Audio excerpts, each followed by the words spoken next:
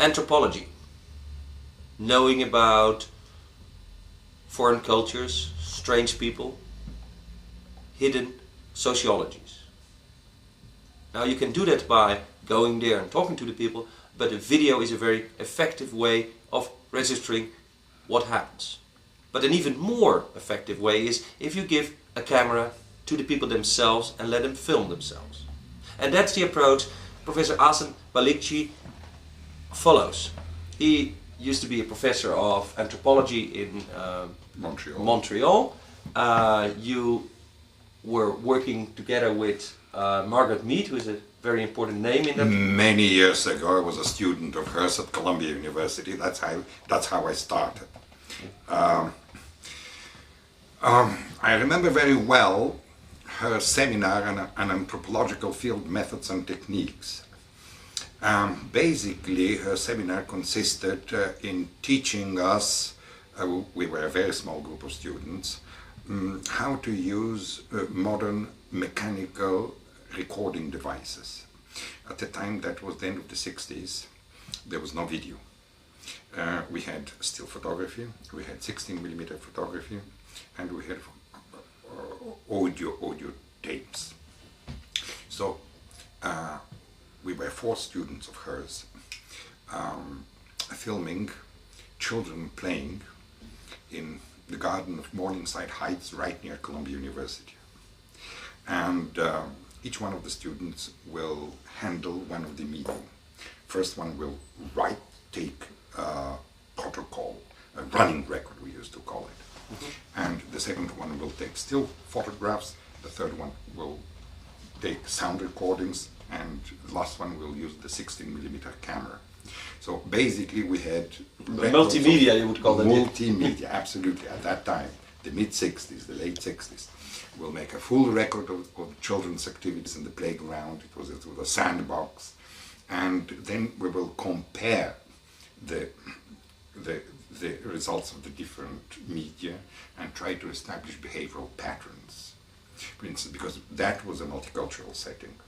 In the sandbox, there were Chinese boys, blacks of different kinds, Puerto Rican, or American black, and Anglo children, etc., or immigrant from Eastern Europe.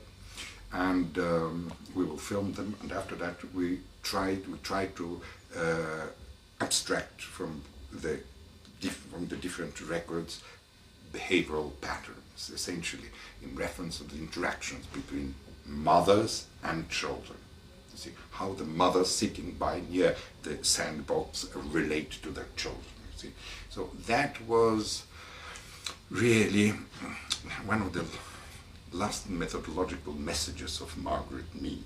Try to use mechanical recording devices, film essentially, and audio recordings, because they're more faithful, they're more precise than the human eye. You see. The human eye can make errors, you see, and you cannot see everything, but the camera can capture everything. If you try to study, observe, and analyze later on ritual, where you have 20-30 people interacting, you cannot write down all the different activities of this considerable large group of people. But if you have a camera, you see, essentially today a video camera, and the video camera can really photograph the whole social field, all the activities going on, and you have a record for posterity. So that is one of the last methodological messages of Margaret Mead. Now in the 60s and the 70s, and I remember when I was young, I used to go to Leiden, to the Museum of Volkenkunde, Anthropological Museum, and watch all those movies made of Eskimos, and you made a very famous one about Inuit. Yes, that was a pedagogical exercise. I had just finished my dissertation on the Eskimos, on the Central Eskimos, the Netsilingmiut, to the people of the sea. I spent about a year with them. I tried to learn the language, never learned it completely. But out of the data I assembled when I was living alone in igloos and eating their raw meat, I was able to write my dissertation. And after completing it, all of a sudden I was invited by a group of pedagogues and anthropologists and sociologists working out of MIT in Boston to participate in the development of curriculum programs for the American grade schools, essentially. That was again the mid-60s, late 60s, and we thought the time had arrived to introduce anthropology, general anthropology, into the grade schools. With the intention to... Just to make sure, grade schools are children from 6 to 12. That's it. No, 6 to 12, that's it. 11, 12.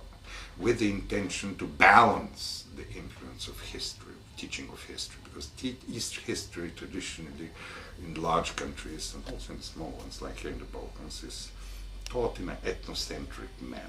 For instance, I was a graduate of a French school. I'm educated in the French language. The French is my first language. And at the time, that was the 40s, you see, I was taught that history with a capital H starts with Vercingétorix and ends with de Gaulle. You see, that's the main trunk of history. Now, all around it, you have branches. You have branchings out of the main trunk, and that is British history, Dutch history, German history, Italian history. But the main trunk is there, from Vercingétorix to de Gaulle. So, in order to balance this influence, ethnocentric influence of history, we thought that we should introduce anthropology. Anthropology is a relativistic science. It doesn't grade the societies in superior and inferior, morally, I mean.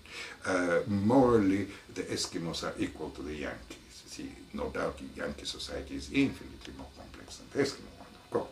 But basically, they are, both the Eskimos and the Yankees are examples of the extraordinary cultural variability of humankind. So there's a relativistic message in general anthropology that we wanted to present to the students. And also anthropology is a comparative science. See, it does compare the Eskimos and the Yankees and many other tribes. There are about 3,000 societies in this world. See. So that with the aim to lessen prejudice, discrimination against the other. So to adopt a relativistic point of view.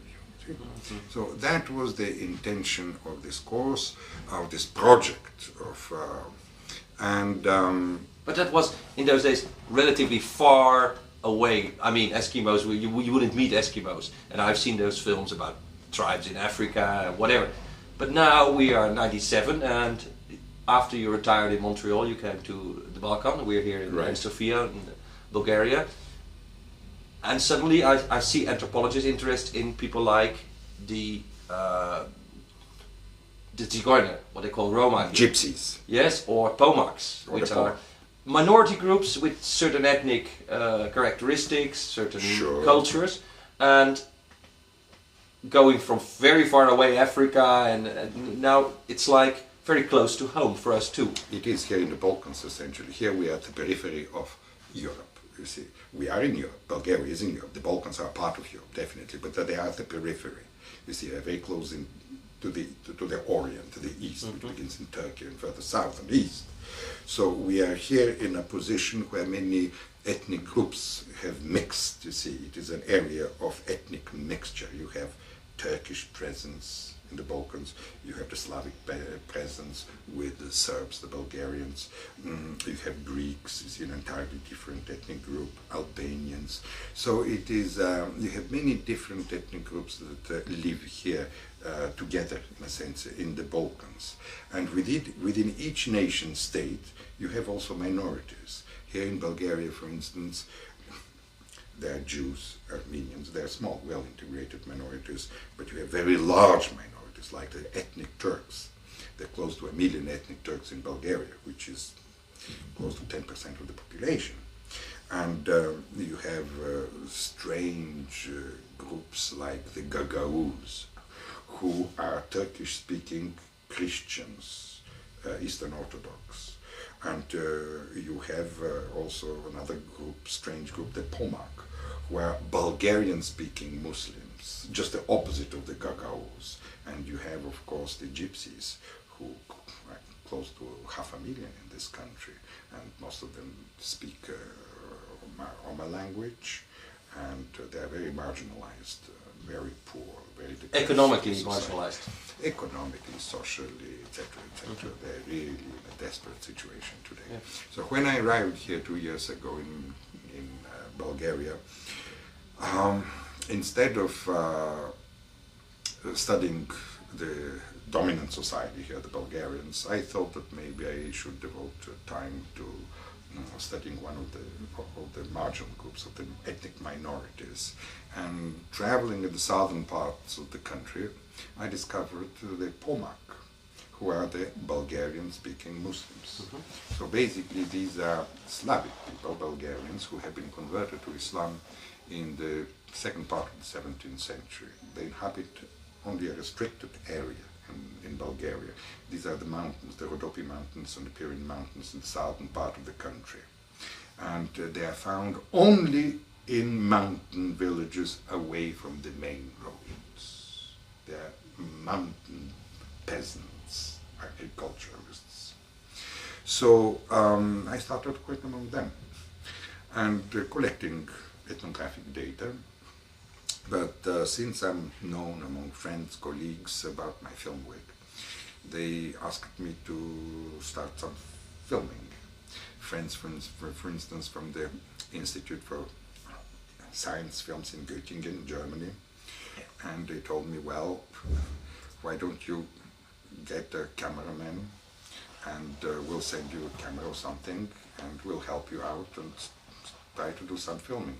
In our archives in Göttingen, they have about 5,000 films or 6,000 films there. We have practically nothing in Bulgarian, very little in the Balkans. We have some material from the 60s from Bosnia and folk singing a little bit from Romania, but that's about all.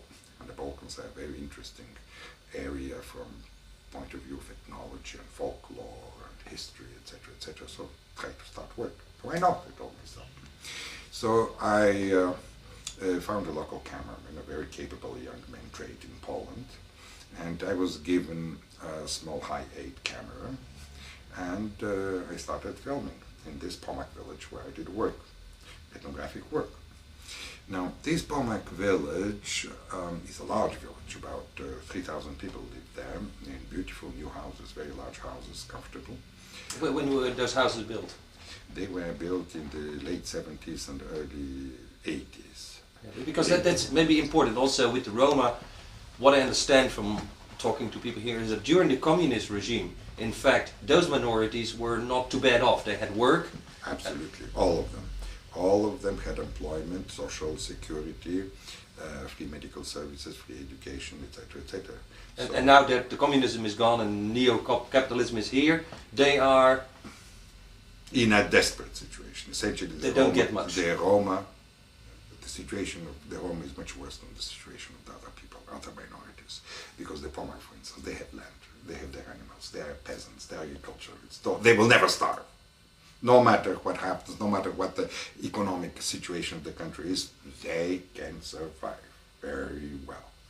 But the Gypsies, the Roma, they have no land, they're not agriculturalists traditionally, they're not peasants. They don't have domestic animals, you see.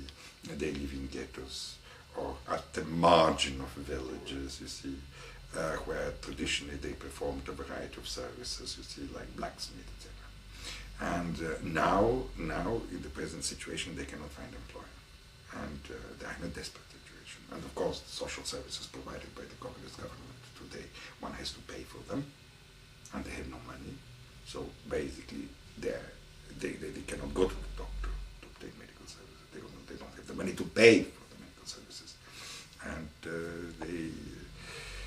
they cannot find employment. 95% of them in the community we studied near the city of Sliven are unemployed.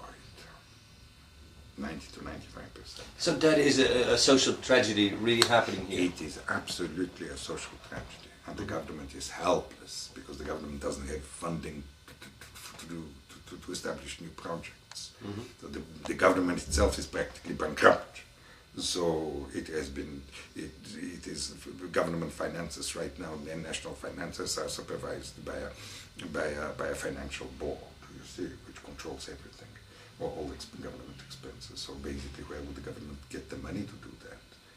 And the Roma suffer. The Roma suffer. They rely, of course, on some international help, which the Dutch provide. Well, that's actually we came in contact with you through the Dutch embassy, Right. where there are some people who are really interested in minorities Right. and seeing what happens here.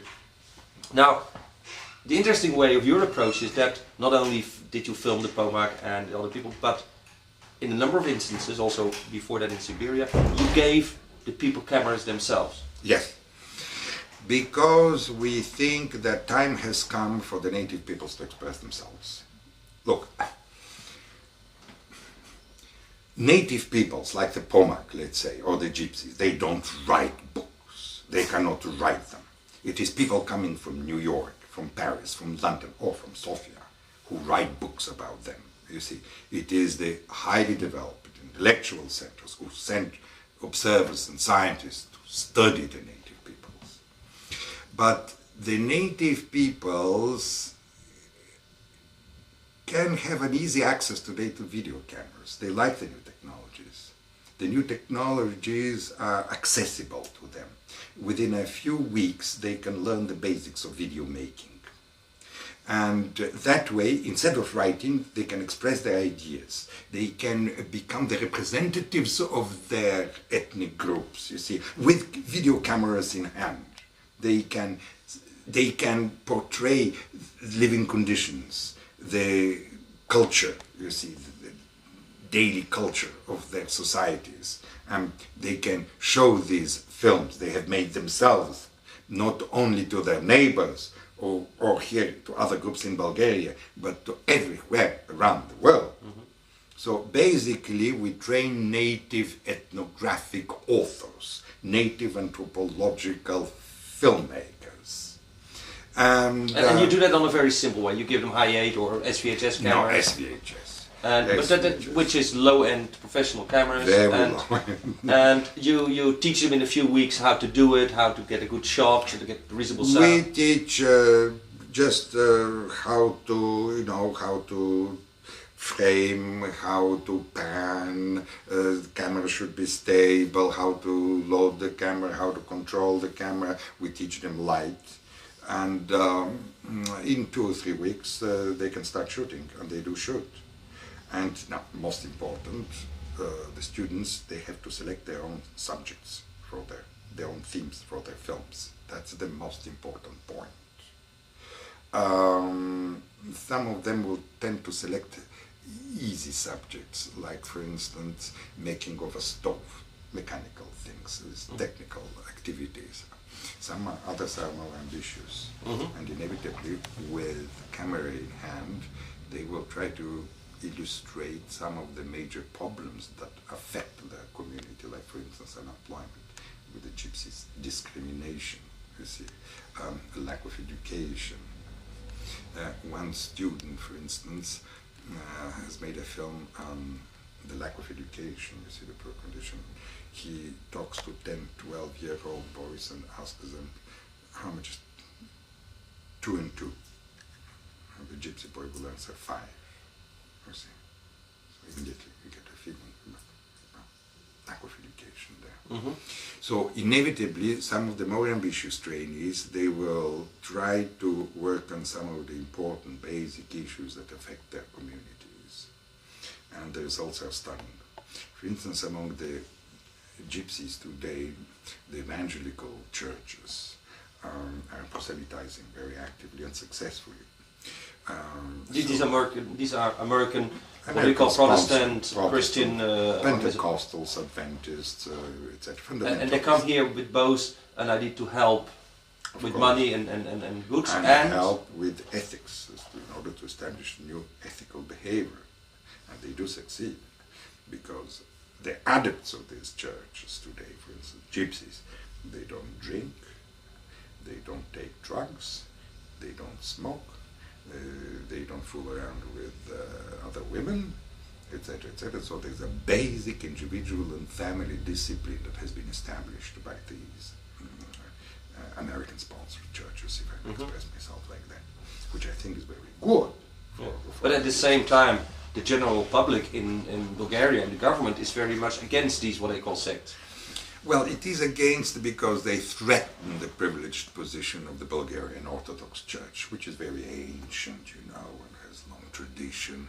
And also, of course, among these Protestant churches, there may be some who engage in strange activities, or like the Moonies or the Scientologists, that really have very exotic doctrines and practices, and it's essentially against the Moonies, I think, that the Bulgarian government, or the Bulgarian public, let's say, is hostile. But in our field work in the ghetto, gypsy ghetto, the city of Sliven, there are several Protestant churches, fundamentalist churches established, and no government agent came to interfere or object or criticize or anything. They're entirely free to do whatever they want. Entirely free. Now, from an anthropological point of view, this is scientifically, the results of this are better than if an outsider would film? Yes and no. They're not better from a technical point of view, of course. There is hardly a narrative structure in the student films. There's simply observational films, you know, but they're very honest, they're very sincere. And also they present details, they present facts that maybe the professional filmmaker will neglect. The professional filmmaker will keep rigorously to his storyline, you see, the documentary style. While the gypsy trainee, he will try to film family activities, the way, for instance, people in the family relate to each other, a few words about the family policy, a few words about the difficult situation in which the family is today. You see, simple things that are very real and very fundamental. And usually the professional filmmaker neglects them because they're banal. See, he knows about them. He wants to make a piece of art, work of art in his film. While the native filmmakers, they're not artists. They want to describe simple truths, in which are often more profound than the famous statements made by the documentarians. You see, we are for simplicity and truth. Okay, that's a nice message. Professor, we're going to look at some of your material. Thank you for your explanation.